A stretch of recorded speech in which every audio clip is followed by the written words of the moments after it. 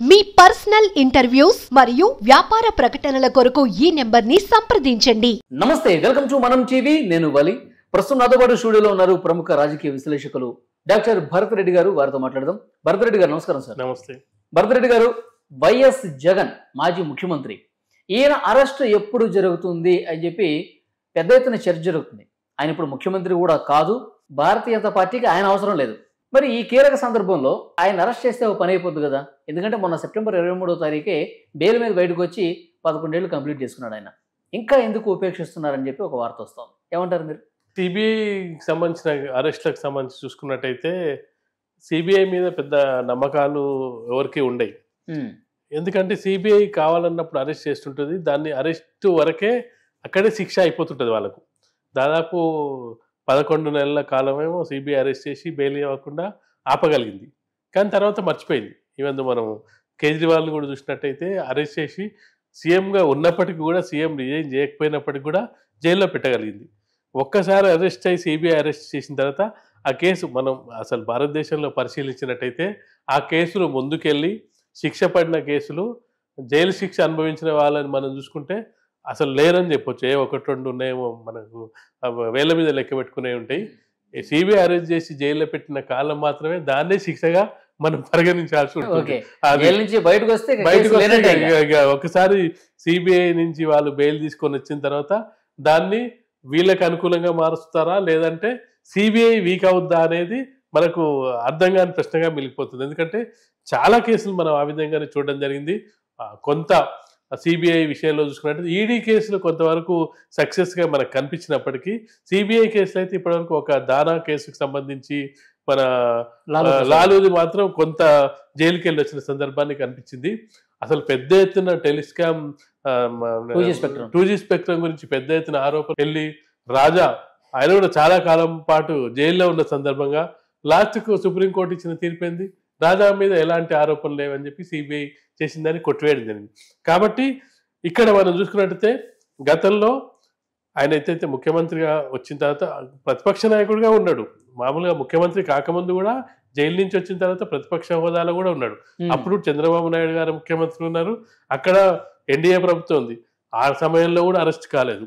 తర్వాత ముఖ్యమంత్రిగా ఉన్న సమయంలో ముఖ్యమంత్రిగా ఉంది కాబట్టి కొంత ఇన్ఫ్లుయెన్స్, దాంతోపాటుగా కేంద్ర ప్రభుత్వంతో కొంత సత్సంబంధాలు, అవసరమైన సందర్భంలో రాజ్యసభలో కొంత సపోర్ట్ చేయడం వల్ల కొంత వాళ్ళు చూసి చూడనట్టుగా వ్యవహరించారనేది జగమెరిగిన సత్యం. ఎందుకంటే జగన్కి ఇంటర్నల్ గా ఎన్డీఏ తోటి, బీజేపీతో, ముఖ్యంగా బీజేపీతో అంతర్గత సంబంధాలు ఉన్నాయని చెప్పి మొన్నటి వరకు, మొన్న 2024 ఎన్నికలు అయ్యేంత వరకు కూడా వీళ్ళకు మంచి సంబంధాలే ఉన్నాయనే ఆరోపణలు అయితే బీజేపీ ఎదుర్కొంది.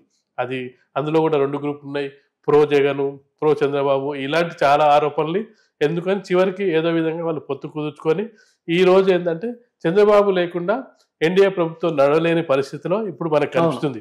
గతంలో అంటే వాళ్ళకు 282 సీట్లు ఒకసారి, తర్వాత 303 సీట్లు రావడం వల్ల ఎలాంటి మిత్రపక్షాల సహాయం లేకుండా 2 సార్లు ప్రభుత్వాలను నడపగలిగారు. కానీ ఈసారి అలాంటి పరిస్థితి లేదు. ఖచ్చితంగా ఎన్డీఏను కన్సిడర్ చేయాలి. ఎన్డీఏలో ముఖ్యంగా చంద్రబాబు నాయుడు పాత్ర కంపల్సరీ. ఇప్పుడు నీకు ఒకవేళ నితీష్ కుమార్ బయటకు వెళ్ళినా స్థిరత్వం లేని వ్యక్తి, నితీష్ కుమార్ ఎటైనా వెళ్ళొచ్చు.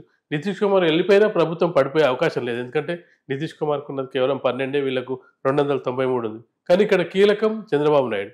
చంద్రబాబు నాయుడు చాలా కీలకం.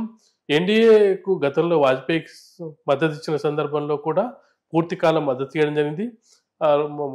మోడీకి కూడా మద్దతు ఇచ్చిన సందర్భంలో చివరిలో జగన్ మీరు ప్రత్యేక హోదా తెస్తలేరు అని ఒక రెచ్చగొట్టిన సందర్భంలో చేయడం జరిగింది. కానీ అంతవరకు సంపూర్ణ మద్దతే ప్రకటించడం జరిగింది.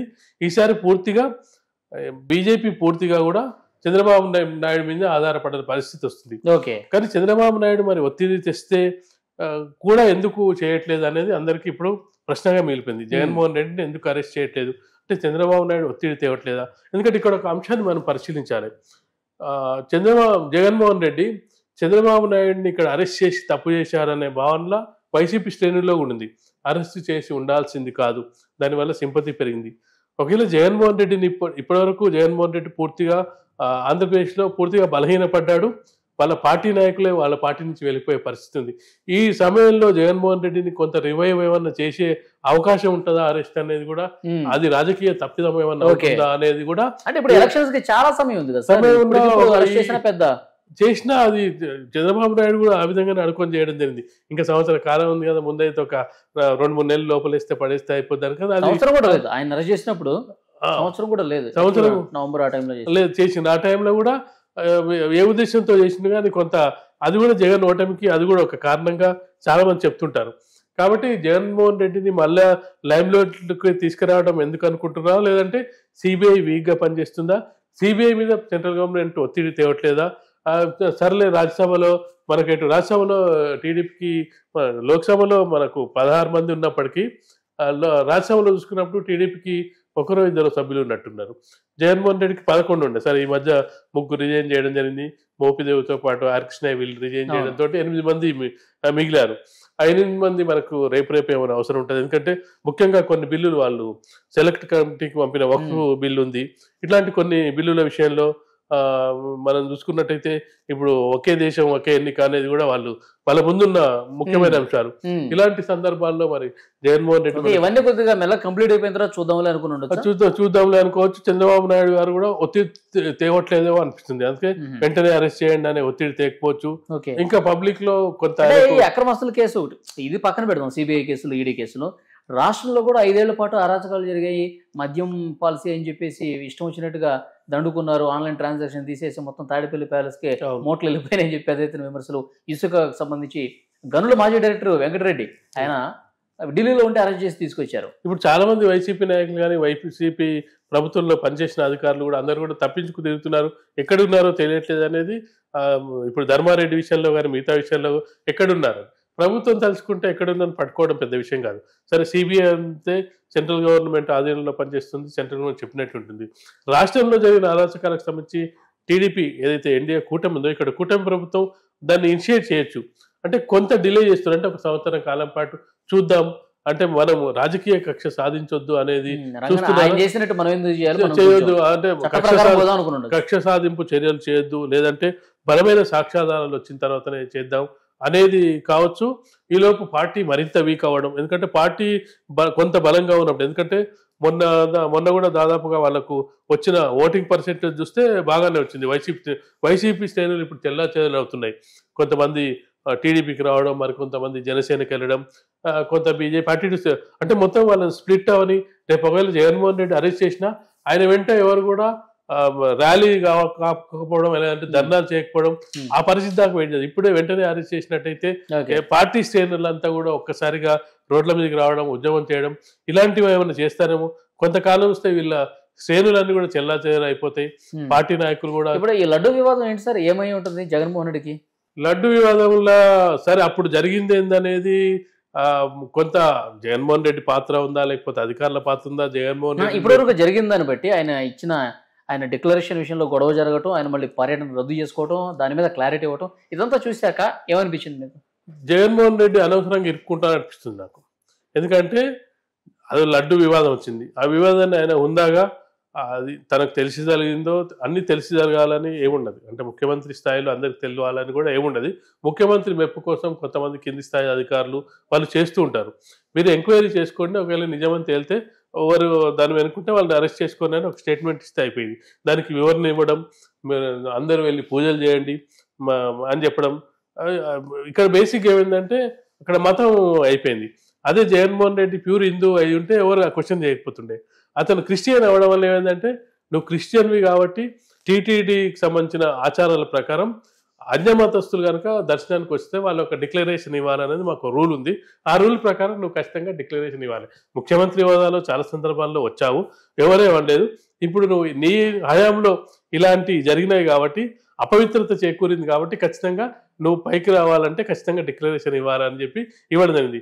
అందరూ వెళ్ళి పూజలు చేయండి, గుడ్డులు చేయండి అంటే అతను బేసిక్గా క్రిస్టియన్ అవ్వడం వల్ల, ఆ పిలుపుని ఇవ్వడం వల్ల అది జీర్ణించుకోలేకపోయింది. దాంతోపాటుగా తిరుపతి అనేది చాలా మందికి ఒక మన తెలుగు రాష్ట్రాల్లోనే కాకుండా తమిళనాడు, కర్ణాటక, ఈవెన్ దో ఇతర మతస్థులు కూడా తిరుమల దేవస్థానం వెళ్తూ ఉంటారు. కలియుగ దైవంగా భావిస్తుంటారు, మొక్కులు తీర్చుకుంటారు, అదొక పవిత్ర ఇదిగానే చూస్తుంటారు. అలాంటి దగ్గర లడ్డు అనేది చాలా ముఖ్యమైన పాత్ర పోషిస్తుంటది. లడ్డు కోసం చాలా పెద్ద ఎత్తున పైరవీలు చేస్తున్న సందర్భాన్ని కూడా చూస్తుంటాం. అదే లడ్డును ప్రధానమంత్రికి, రాష్ట్రపతులకు పంపిస్తున్న సందర్భాన్ని చూస్తుంటాం. లడ్డూనే కల్తీ జరిగిందంటే దాన్ని ఎవరైనా తట్టుకోలేని పరిస్థితి ఉంటుంది. ఈ పరిస్థితుల్లో జగన్మోహన్ రెడ్డి అనవసర వివాదాలకు వెళ్లకుండా జరిగింది మీదే గవర్నమెంట్ కాబట్టి మీరే ఎంక్వైరీ చేయండి, తప్పు జరిగిన వాళ్ళని శిక్షించండి అని ఒక మాట అంటే ఇంత పెద్ద వివాదం కాకపోయింది. వివాదాలను అనవసరంగా తనే దాన్ని కొంచెం ఇప్పుడు ఆయనకే మైనస్ అయింది. దాన్ని రచ్చ చేసుకుంటున్నాడేమో అనిపిస్తుంది.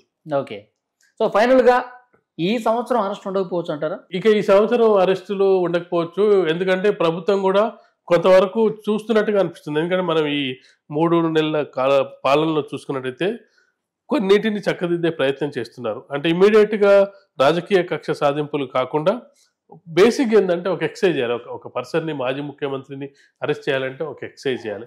ఏం జరిగింది, ఎందుకు జరిగింది, వితౌట్ ఎక్సైజ్ చేయకుండా ఏమైందంటే చేయడం వల్లనే బ్లేమ్ అయ్యిండు. ఒకవేళ పక్క ఆధారాలతో, ప్రూఫ్లతో ఇసుక దందైనా మిగతా మాఫియా అయినా ఇవన్నీ చేయాలంటే ఖచ్చితంగా. ఈవెన్ దో వాళ్ళ బాబాయ్ని చంపిన కేసు ఇప్పటివరకు కొలిక్కి రాలేదు. ఎప్పుడో జరిగిన కేసు వివేకానంద రెడ్డి హత్య కేసే సిబిఐ అది అక్కడ పక్కన పెట్టింది. కాబట్టి అలా కాకుండా పూర్తి స్థాయిలో విచారణ చేసిన తర్వాత పూర్తి ఆధారాలతో అరెస్ట్ చేసినట్టయితే పబ్లిక్లో కూడా కొంత అంటే వ్యతిరేకత ప్రభుత్వం మీద రాకుండా ఉంటుందనేది. చంద్రబాబు నాయుడు లాంటి నాయకుడు దేశంలోనే అంటే రాజకీయ చతురత కలిగిన నాయకుడు, నరేంద్ర మోడీ కంటే కూడా ముందే ఇక్కడ చీఫ్ మినిస్టర్ అవ్వడం జరిగింది. చాలా రాజకీయ అనుభవం ఉన్న నాయకుడు. వెంటనే నిర్ణయాలు తీసుకోవడానికి అంత తొందర పడకపోవచ్చు. కాకపోతే జగన్మోహన్ రెడ్డి మీద పూర్తి ఆధారాలు వచ్చిన తర్వాత అరెస్ట్ చేసే అవకాశం ఉంటుంది. కానీ వెంటనే హడావుడిగా చేసే అవకాశం అయితే అంటే ఇంకా మరొక 3 నెలల కాలంలో చేసే అవకాశం అయితే లేదు. ఏమైనా సిబిఐ రియాక్ట్ అయితే మాత్రం సిబిఐ ద్వారా ఏదైతే 11 ఏళ్ల క్రితం బెయిల్ రద్దయిందో అక్కడ ఏమైనా కదిలికి వస్తే చెప్పలేం. కానీ రాష్ట్ర ప్రభుత్వం అయితే వెంటనే చేసే అవకాశం లేదని అయితే మనకు అనిపిస్తుంది. Thank you very much.